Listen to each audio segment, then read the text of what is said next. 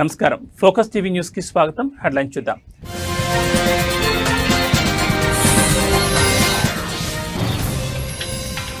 మరోసారి ప్రత్యేక దౌత్య శైలిని ప్రదర్శించిన ఇటలీ ప్రధాని సంప్రదాయంలో రెండు చేతులు జోడించి నమస్తే అంటూ అభివాదం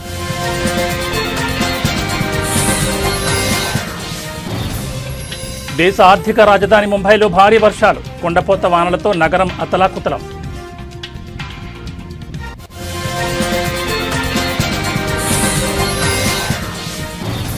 మహారాష్ట్రలోని సతారా జిల్లాలో దారుణం అమానుషంగా ప్రవర్తించిన ఓ ఆటో డ్రైవర్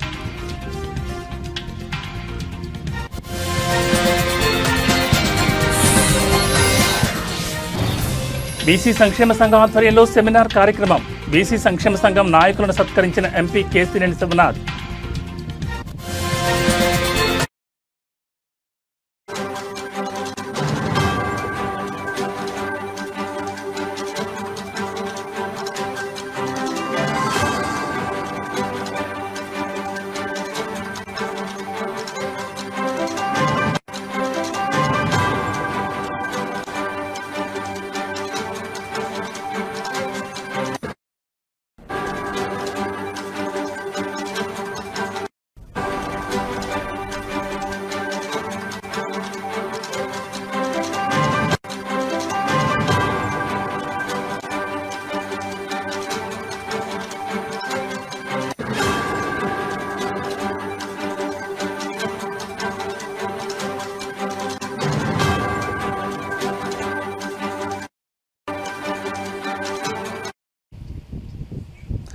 బులెటిన్లో బ్రేకింగ్ న్యూస్ చూస్తున్నాం. ఇటలీ ప్రధాని జార్జియా మెలోని తన ప్రత్యేక దౌత్య శైలిని మరోసారి ప్రదర్శించారు. ప్రపంచ రాజకీయాలకు కేంద్రమైన వైట్ హౌస్లో అమెరికా అధ్యక్షుడు డొనాల్డ్ ట్రంప్ సీనియర్ సహాయకురాలకి భారతీయ సంప్రదాయంలో రెండు చేతులు జోడించి నమస్తే అంటూ అభివాదం చేశారు. సాధారణంగా కరచాలనాలు లాంఛనప్రాయ పలకరింపులు ఉండే అత్యున్నత స్థాయి సమావేశంలో ఆమె చేసిన ఈ పని అందరి దృష్టిని ఆకర్షించింది.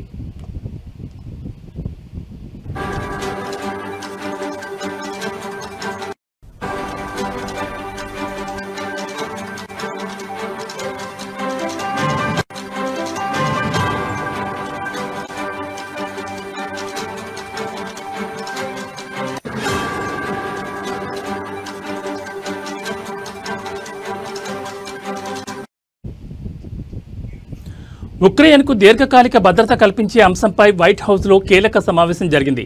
ఈ చర్చల్లో పాల్గొనేందుకు వచ్చిన మెలోని ఈ విధంగా పలకరించి ప్రత్యేకంగా నిలిచారు. మెలోని ఇలా నమస్కారం పెట్టడం ఇదే మొదటిసారి కాదు. గత ఏడాది జూన్లో ఇటలీలో జరిగిన G7 సదస్సులో భారత ప్రధాని నరేంద్ర మోడీ, బ్రిటన్ ప్రధాని రిషి సునాక్, యూరోపియన్ కమిషన్ అధ్యక్షురాలు ఉర్సులా వాన్ డెర్ లేయన్ వంటి పలువురు ప్రపంచ నేతలకు ఆమె ఇదే రీతిలో నమస్కరించి వార్తల్లో నిలిచారు.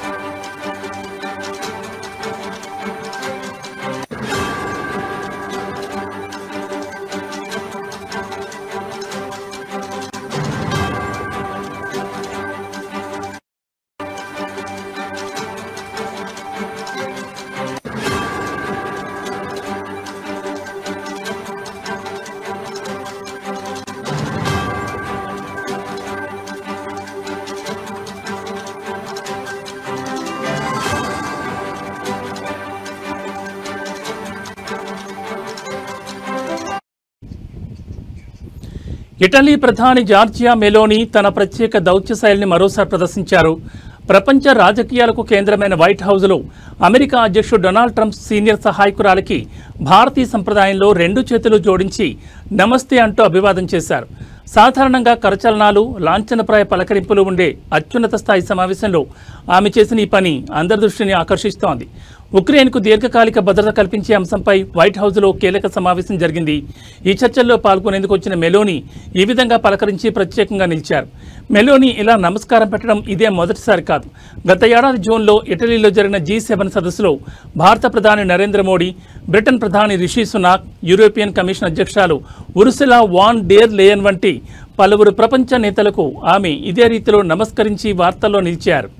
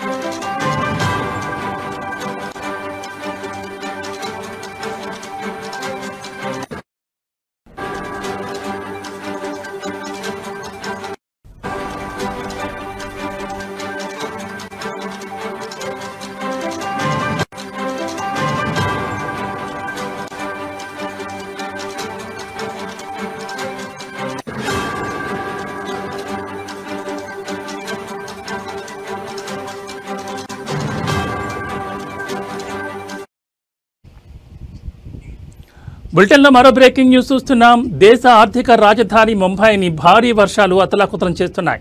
ఈ తెల్లవారుజాము నుంచి ఎడతెరిపి లేకుండా కురుస్తున్న కుండపోత వానతో నగరం అతలాకుతలమైంది. జనజీవనం పూర్తిగా స్తంభించిపోగా భారత వాతావరణ శాఖ ముంబై నగరానికి శివారు ప్రాంతాలకు రెడ్ అలర్ట్ జారీ చేసింది.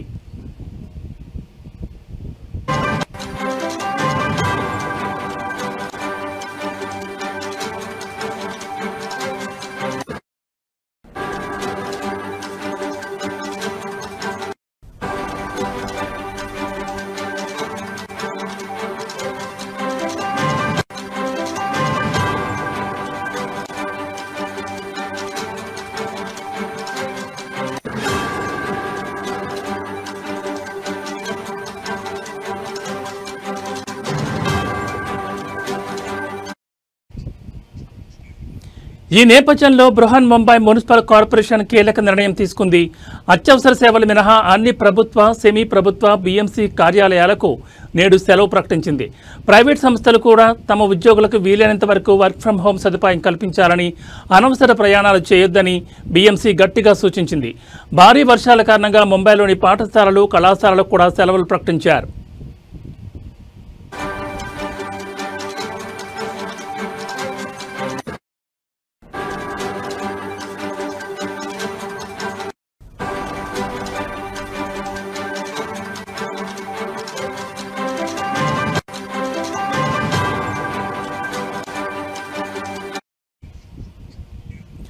భారీ వర్షాల ప్రభావం రవాణా వ్యవస్థపై తీవ్రంగా పడింది. సెంట్రల్ రైల్వే లైన్లో రైళ్లు 20 నుంచి 30 నిమిషాలకు పైగా ఆలస్యంగా నడుస్తున్నాయి. ముంబై విమానాశ్రయం నుంచి బయలుదేరాల్సిన 155 విమానాలు, నగరానికి రావాల్సిన 102 విమానాలు ఆలస్యమైనట్లు ఫ్లైట్ రాడార్ డేటా వెల్లడించింది. వర్షాల కారణంగా కార్యకలాపాలకు ఆటంకం కలుగుతోందని, విమానాల రాకపోకల్లో జాప్యం జరుగుతోందని ఇండిగో సంస్థ కూడా ఒక ప్రకటనలో తెలిపింది.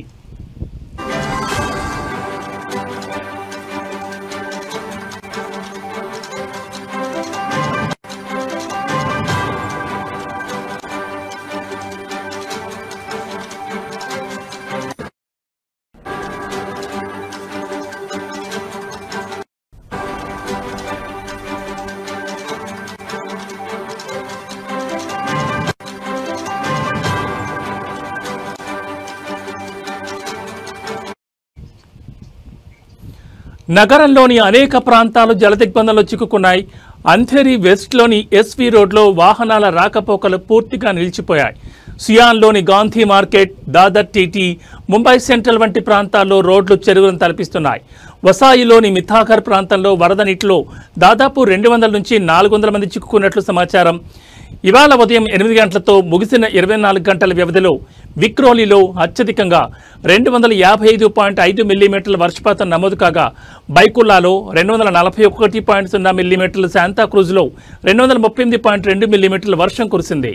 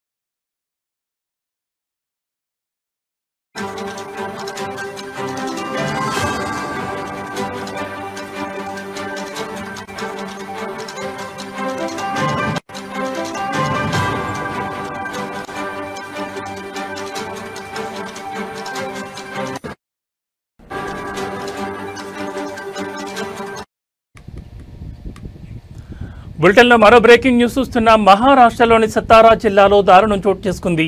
మద్యం మత్తులో ఓ ఆటో డ్రైవర్ అమానుషంగా ప్రవర్తించాడు. జరిమానా తప్పించుకోవడానికి ఆటోను ఆపకుండా తీసుకెళ్లాడు. అడ్డుపడిన మహిళా కానిస్టేబుల్ ఈడ్చుకుంటూ వెళ్లడంతో స్థానికులు వెంటపడి ఆటోను ఆపేశారు. డ్రైవర్ను చితకబాది పోలీసులకు అప్పగించారు. ఈ ఘటనకు సంబంధించిన వీడియో ప్రస్తుతం సోషల్ మీడియాలో వైరల్గా మారింది.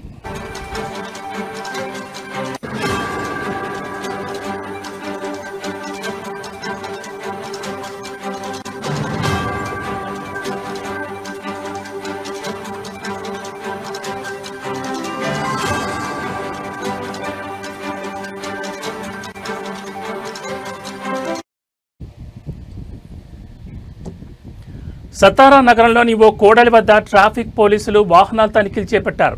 ఇంతలో అటుగా వచ్చిన ఓ ఆటోను మహిళా కానిస్టేబుల్ భాగ్యశ్రీ జాదవ్ ఆపేందుకు ప్రయత్నించారు. అయితే మద్యం మత్తులో ఉన్న డ్రైవర్ దేవరాజ్ కాళీ ఆటోను ఆపలేదు. అడ్డుపడిన భాగ్యశ్రీ జాదవ్ను ఈడ్చుకుంటూ వెళ్లాడు. దీంతో స్థానికులు ఆటోను వెంబడించి కొద్ది దూరంలో దాన్ని ఆపి డ్రైవర్ను చితకబాదారు.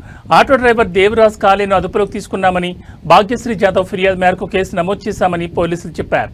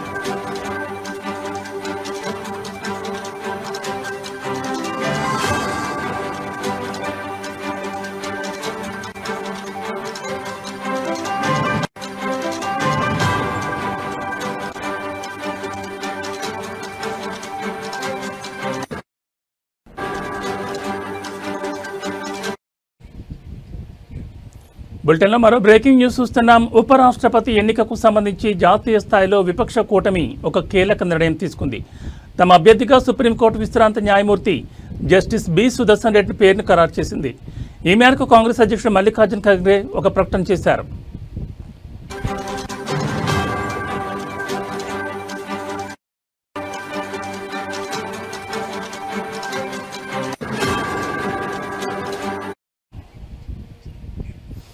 విపక్ష కూటమి అభ్యర్థిని ప్రకటించడం బీజేపీ నేత సిపి రాధాకృష్ణన్ను ఎన్డీఏ తమ అభ్యర్థిగా ప్రకటించిన 2 రోజుల తర్వాత చోటు చేసుకుంది.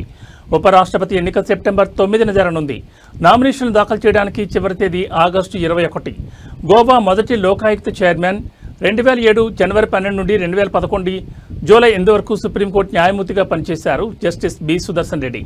2024 డిసెంబర్ 14న హైదరాబాద్ అంతర్జాతీయ ఆర్బిట్రేషన్ మధ్యవర్తిత్వ కేంద్రం ఐఎంఎంసి శాశ్వత ట్రస్టీగా బాధ్యతలు చేపట్టారు.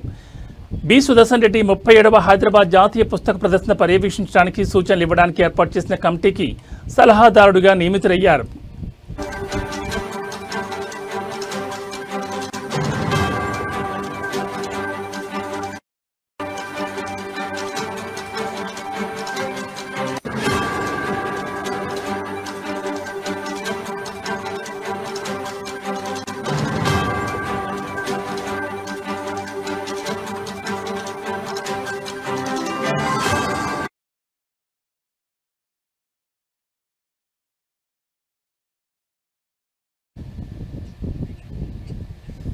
ఢిల్లీలోని ఆంధ్రప్రదేశ్ భవన్లో బీసీ సంక్షేమ సంఘం ఆధ్వర్యంలో జరిగిన సెమినార్లో విజయవాడ ఎంపీ కేశినేని శివనాథ్ పాల్గొని మాట్లాడారు. ఈ సందర్భంగా ఆయనను జాతీయ బీసీ సంక్షేమ సంఘం నాయకులు సత్కరించారు. విజయవాడ పార్లమెంట్ నియోజకవర్గంలో బీసీ కమ్యూనిటీ హాళ్లలో యువతకు ఉపాధి అవకాశాలు పెంచేందుకు స్కిల్ డెవలప్మెంట్ సెంటర్లు ఏర్పాటు చేయడానికి కృషి చేస్తానని ఆయన తెలిపారు. కేంద్ర రాష్ట్రాల్లోని ఎన్డీఏ ప్రభుత్వాలు బీసీల అభ్యున్నతికి కట్టుబడి ఉన్నాయని, వారి సంక్షేమానికి పథకాలను అమలు చేస్తున్నాయని ఆయన గుర్తు చేశారు.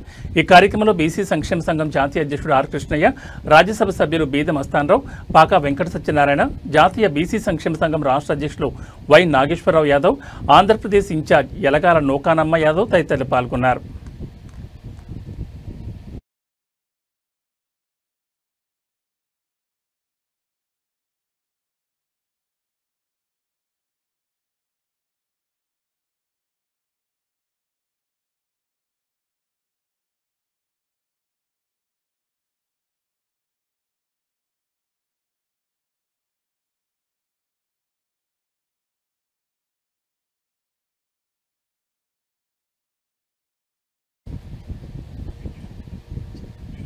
వేములవాడ శ్రీ రాజరాజేశ్వర స్వామి ఆలయంలో మాజీ సీఎం కేసీఆర్ సతీమణి శోభ మనవడు హిమాంశుతో కలిసి ప్రత్యేక పూజల్లో పాల్గొన్నారు. రాజన్న కోడెముక్కు చెల్లించి అనంతరం స్వామివారికి ప్రత్యేక పూజలు చేశారు. ఆలయ అర్చకులు స్వాగతం పలుకుతూ తీర్థప్రసాదాలు అందించారు. వేములవాడ నియోజకవర్గ ఇన్ఛార్జ్ చల్మడ లక్ష్మీ నరసింహారావు, ఏనుగు మనోహర్ రెడ్డి, మాజీ మున్సిపల్ చైర్పర్సన్ రామతీర్థపు మాధవి స్వామివారి చిత్రపటాన్ని అందజేశారు.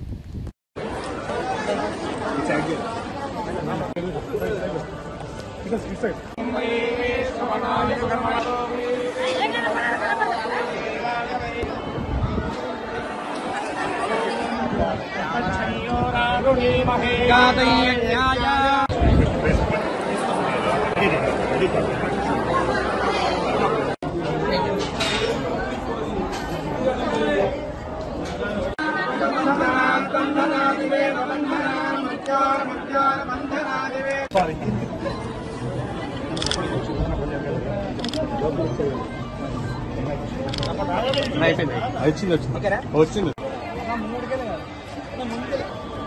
ఇట్లా ఇట్లా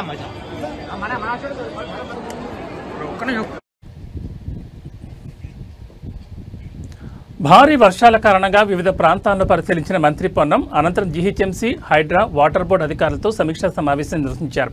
ట్రాఫిక్ సమస్యలు నివారించడానికి అన్ని చర్యలు తీసుకోవాలని ఆదేశాలు జారీ చేశారు. ఇటీవల హైదరాబాద్లో భారీ వర్షాల కారణంగా తలెత్తిన సమస్యల పరిష్కారం కోసం వివిధ ప్రాంతాలను మంత్రి పొన్నం ప్రభాకర్ మరియు మేయర్ గద్వార్ విజయలక్ష్మి తనిఖీ చేశారు. అనంతరం మంత్రి పొన్నం ప్రభాకర్ మరియు మేయర్ గద్వార్ విజయలక్ష్మి జీహెచ్ఎంసీ, హైడ్రా మరియు వాటర్ బోర్డు అధికారులతో ఒక సమీక్షా సమావేశం నిర్వహించారు.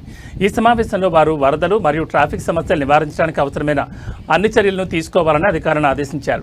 కేబీఆర్ పార్క్ గేట్ నెంబర్ 2 వద్ద ఆకస్మిక తనిఖీల గురించి ప్రత్యేకంగా నిర్ధారించే వార్తలు లేనప్పటికీ వారు నగరంలో వివిధ ప్రాంతాల్లో పర్యటించి సమస్యల పరిష్కారానికి కృషి చేస్తున్నారని తెలుస్తోంది.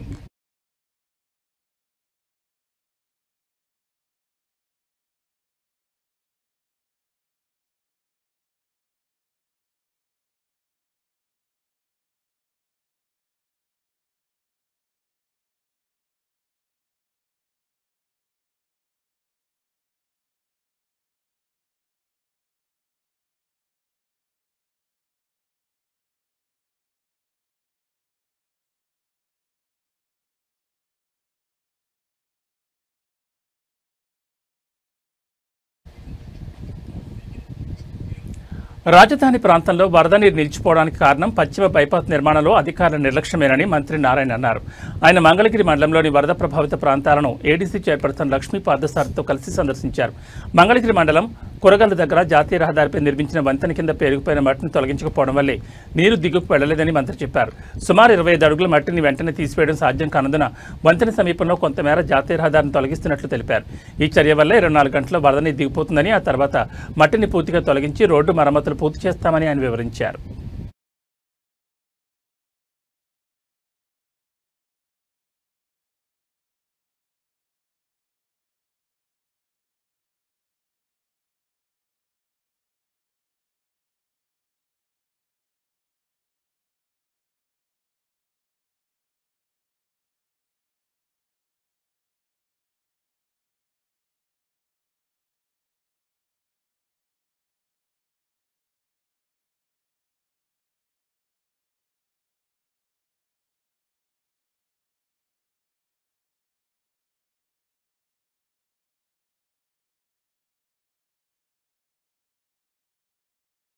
అమరావతి క్యాపిటల్ సిటీ అందరికీ నమస్కారాలండి. అమరావతి క్యాపిటల్ సిటీ మీద వైసీపీ నాయకులు అనేకమైన దుష్ప్రచారాలు చేస్తున్నారు. అవన్నీ మానుకోవాలి. అమరావతి క్యాపిటల్ సిటీలో ఎటువంటి ఇబ్బంది లేదు. అయితే వెస్టర్న్ బైపాస్ రోడ్ ఏదైతే కన్స్ట్రక్ట్ చేస్తున్నారో ఆ కన్స్ట్రక్షన్ చేసేటప్పుడు కొండవీటి వాగు ఏదైతే ఉందో కొండవీటి వాగు కింద యాక్చువల్గా ఆ మట్టి అంతా తీసేసి పైన యాక్చువల్గా బ్రిడ్జ్ కట్టుండాల్సింది. వాళ్ళు ఆ మట్టి తీయకుండా పైన బ్రిడ్జ్ కట్టారు. ఏదైతే ఆ కిందకంటే బ్రిడ్జ్ నుంచి కిందకి 8 మీటర్లు 8 మీటర్లు దాదాపు 25 అడుగులు ఉంటుంది. అది బ్రిడ్జ్ కింద వాటర్ ఫ్లో అయ్యేది. ఇప్పుడు జీరో ఎందుకంటే వాళ్ళ కన్స్ట్రక్షన్ విజయవాడ నగరంలో పలు రెస్టారెంట్లు, బేకరీలలో ఫుడ్ సేఫ్టీ అధికారులు తనిఖీలు చేపట్టారు. ఫుడ్ సేఫ్టీ మరియు తూనికలు, కొలతల శాఖ అధికారుల ఆధ్వర్యంలో మొత్తం 40 బృందాలుగా joint food safety controller Purnachandra Rao ఆధ్వర్యంలో తనిఖీలు నిర్వహించారు. పలు రెస్టారెంట్లపై అందిన ఫిర్యాదుల మేరకు తనిఖీలు చేపట్టారు అధికారులు. నగర వ్యాప్తంగా రెస్టారెంట్లలో పాటిస్తున్న ఆహార భద్రతా ప్రమాణాలపై అధికారులు తనిఖీలు చేపట్టారు. అనుమతులు లేకుండా నిర్వహిస్తున్న హోటల్స్, కాలం చెల్లిన ఆహార పదార్థాలను అధికారులు గుర్తించారు.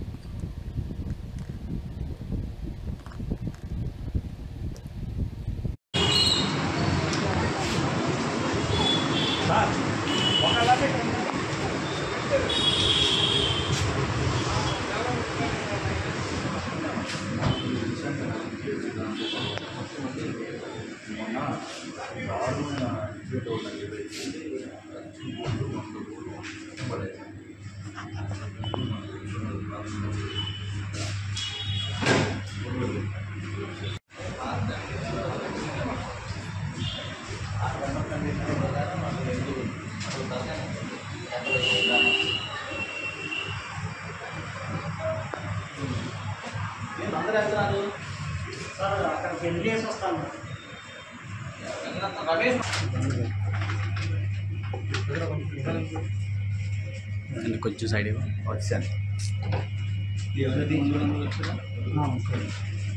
కారిపోతున్నది.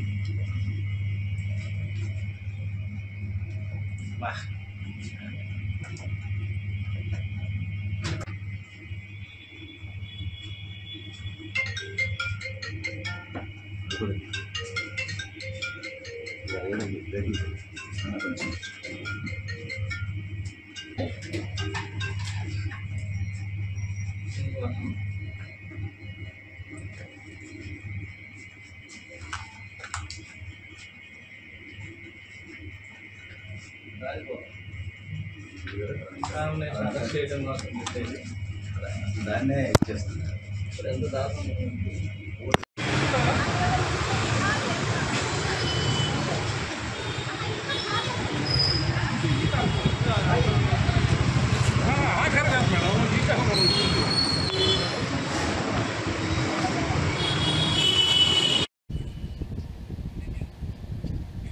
ఇవి బులెటిన్ అప్డేట్స్. మరిన్ని అప్డేట్స్తో మళ్ళీ కలుద్దాం. నమస్కారం.